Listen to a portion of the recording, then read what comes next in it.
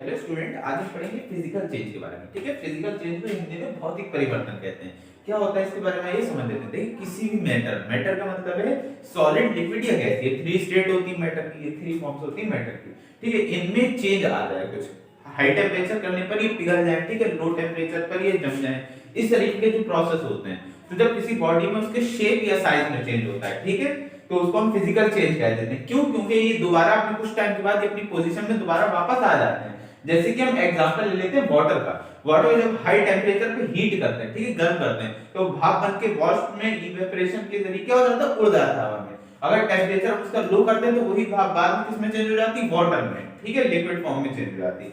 ऐसे में इसको और भी एग्जांपल ले सकते हैं। वाटर को जब हम फ्रीजर में रखते हैं, ठीक है, तो वो उसका टेम्परेचर लो होता है, जिस वजह से वाटर किसमें चेंज हो जाता है, सॉलिड में। और जैसे ही हम उस बर्फ को बाहर निकालते हैं, कुछ टाइम धूप में रखते हैं या गर्म उस पे रख देते हैं हीटर वगैरह पे, तो वो फिर से किसमें चेंज हो जाता है, फिर से लिक्विड में चेंज हो जाता है। और अगर हम उसका हाई टेम्परेचर कर देते हैं तो वो फिर से किसमें चेंज हो जाता है, भाप बन के हवा में उड़ जाता है। ठीक है, तो हम कह सकते हैं इस टाइप का चेंज फिजिकल चेंज कहलाता है, जिसमें हम मैटर को यानी उस पदार्थ को दोबारा उसकी अवस्थाओं को, उसकी स्टेट्स को बदल रहे हैं, लेकिन वो खत्म नहीं हो रहा है। ठीक है, वो बार-बार अपनी पोजीशन चेंज कर रहा है। तो मेल्टिंग यानी पिघलना, ठीक है, फ्रीजिंग मींस जमना। कटिंग का मतलब उसको पार्ट को क्या कर देना, मैटर को कट कर देना। बेंडिंग का मतलब उसको थोड़ा सा क्या कर देना, मोड़ देना। इस टाइप के जो प्रोसेस होते हैं इनको ये फिजिकल चेंज कह देते हैं, क्योंकि इसमें जो पदार्थ है वो दोबारा अपनी पोजीशन में वापस आ जाता है। ओके, भौतिक परिवर्तन को हिंदी में भी समझ लेते हैं, जब किसी पदार्थ का आकार या रूप में परिवर्तन होता है, ठीक है, और पुनः वो अपनी क्या होता है, स्थिति में वापस आ जाता है कुछ टाइम के बाद, तो उसे हम भौतिक परिवर्तन कह देते हैं।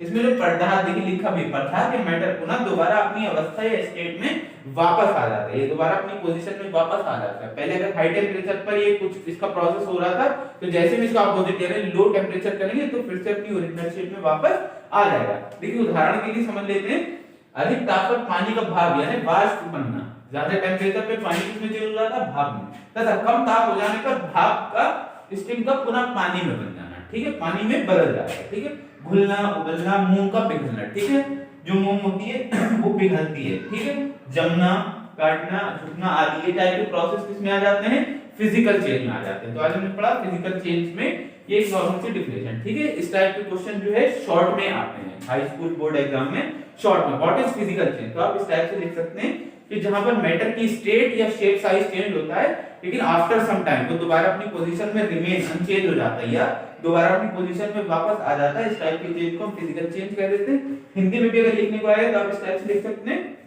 किसी प्रकार के आकार या रूप में क्या हो, परिवर्तन हो, लेकिन कुछ समय के बाद वो पुनः अपनी अवस्था में वापस आ जाए। इस प्रकार के परिवर्तन को भौतिक परिवर्तन कहते हैं। एग्जांपल में आप इंग्लिश में ये लिख सकते हैं और हिंदी में ये एग्जांपल लिख सकते हैं। ओके, आई होप आपको समझ में आ गया।